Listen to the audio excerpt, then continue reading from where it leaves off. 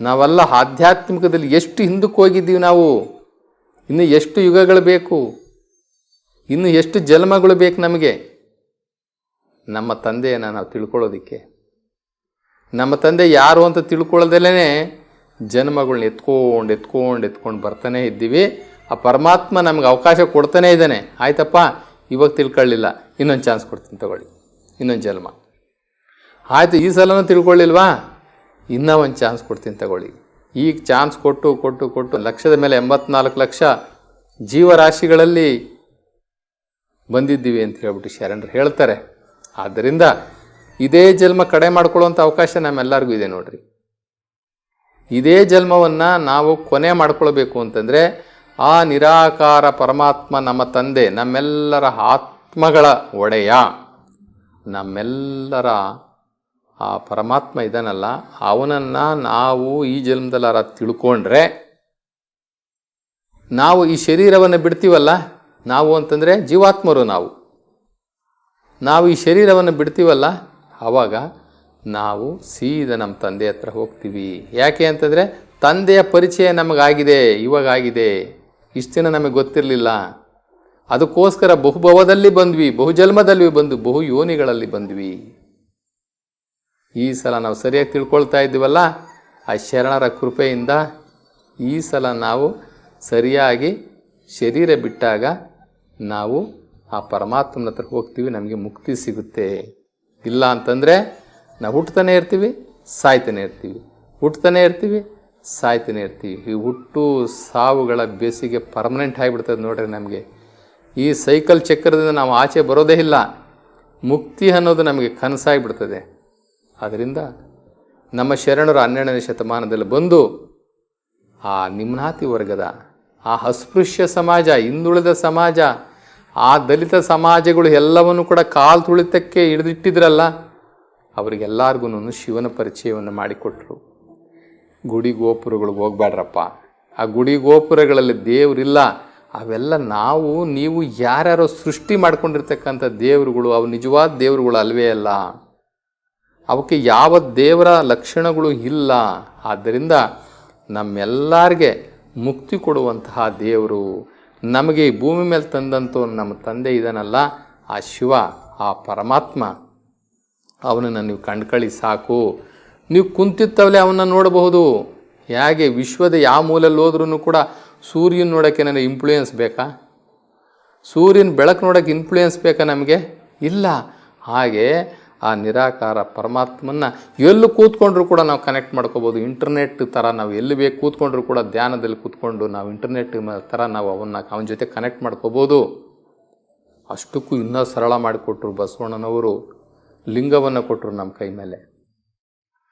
ಆ ಲಿಂಗ ಬ್ರಹ್ಮಾಂಡ ಆದರೆ ಆ ಲಿಂಗದಲ್ಲಿ ಕಾಣುವಂತಹ ಬೆಳಕು ಅವನು ಪರಮಾತ್ಮ, ಅವನೇ ನಿರಾಕಾರ ಶಿವ. ಕೂತ್ಕೊಳ್ಳೋಣ, ಎಷ್ಟೊತ್ತು ಬೇಕಾದ್ರೂ ಕೂತ್ಕೊಳ್ಳೋಣ. ಇಲ್ಲಿ ಯಾವ ಚೀಟಿ ತಗೊಂಡು ಲೈನ್ ಮೇಲೆ ನಿಲ್ಲಂಗಿಲ್ಲ, ಯಾವ ಪೂಜಾರಿದು ಜಂಜಾಟ ಇಲ್ಲ, ಯಾವ ರಸೀತು ಅರಿಯಂಗಿಲ್ಲ, ಯಾವ ಹಣ್ಣು ಹಂಪಲು ಬೇಕಾಗಿಲ್ಲ, ಮಡಿ ಮೈಲಿಗೆ ಮೊದಲೇ ಇಲ್ಲ. 1 to 1 ನಾವು ಅವರು, ಭಕ್ತ ಮತ್ತು ಭಗವಂತ, ಮಧ್ಯದಲ್ಲಿ ಮೀಡಿಯೇಟ್ರೇ ಇಲ್ಲ, ದಳ್ಳಾಳಿನೇ ಇಲ್ಲ. ಇನ್ನೇನು ಬೇಕು ನಮಗೆ? ಇಷ್ಟು ಸರಳ ಮಾಡಿಕೊಟ್ರಲ್ಲ ನಮ್ಮ ಶರಣರು, ನಮಗೆ ಪರಮಾತ್ಮನ ತೋರಿಸ್ಕೊಟ್ರಲ್ಲ ನಮ್ಮ ಅಂಗೈಯಲ್ಲಿ. ಇನ್ನು ಇದಕ್ಕೂ ಅಂತ ಭಾಗ್ಯ, ಇದಕ್ಕೂ ಅಂತ ಪುಣ್ಯ, ಇನ್ನು ಏನು ಬೇಕು ನಮಗೆ? ನಾವು ಏನು ಮನೆಯಲ್ಲೇ ಕೂತ್ಕೋಬೇಕು ಅಂತ ಇಲ್ಲ. ನಮ್ಮ ಕೆಲಸದ ಮೇಲೆ ಒಂದು 10 ನಿಮಿಷ ಟೈಮ್ ಸಿಕ್ತು ಅಂತಂದರೆ ಲಿಂಗ ತೊಗೊಂಡು ಅಲ್ಲೇ ಕೂತ್ಕೊಂಡು ಆ ಬೆಳಕು ನೋಡ್ಕೊಂಡು ಕೂತ್ಕೊಂಡ್ರೆ ಮುಗೀತು. ಅಥವಾ ನಾವೆಲ್ಲೋ ಒಂದು ಟೂರ್ ಹೋಗಿರ್ತೀವಿ, ಅಲ್ಲೂ ಕೂಡ ಶಿವಯೋಗ ಮಾಡಬಹುದು. ಈ ಶಿವಯೋಗ ಮಾಡೋದಕ್ಕೆ, ಪರಮಾತ್ಮನ ನೋಡೋದಕ್ಕೆ ಇಂಥ ಸ್ಥಳನೇ ಆಗಬೇಕು, ಅಂಥ ಸ್ಥಳನೇ ಆಗಬೇಕು, ಸ್ನಾನನೇ ಆಗಬೇಕು ಇಲ್ವಲ್ಲ. ನಾವು ಉಸಿರು ಹೆಂಗಾಡ್ತೀವೋ ಹಾಗೆ ಉಸಿರಾಡೋ ಜಾಗ ನೋಡ್ಕೊಂಡು ಉಸಿರಾಡ್ತೀವ, ಅಥವಾ ಗಳಿಗೆ ನೋಡ್ಕೊಂಡು ಉಸಿರಾಡ್ತೀವ, ಪ್ರದೇಶ ನೋಡ್ಕೊಂಡು ಉಸಿರಾಡ್ತೀವ? ನಾವು ಉಸಿರು ಹಾಡಿದ್ರೆ ತಾನೇ ನಾವು ಉಳ್ಕೊಳ್ಳೋದು. ಹಂಗೆ ಪರಮಾತ್ಮ ನಮ್ಮ ಉಸಿರಾಗಬೇಕು. ಪರಮಾತ್ಮ ನಮ್ಮ ಉಸಿರಾದಾಗ ನಮಗೆ ಮೋಕ್ಷ ಮಾರ್ಗ, ಮೋಕ್ಷ ಸಿಗುತ್ತೆ. ಅವನ ಜೊತೆ ನಮಗೆ ಕನೆಕ್ಟಿವಿಟಿ ಸಿಗುತ್ತೆ.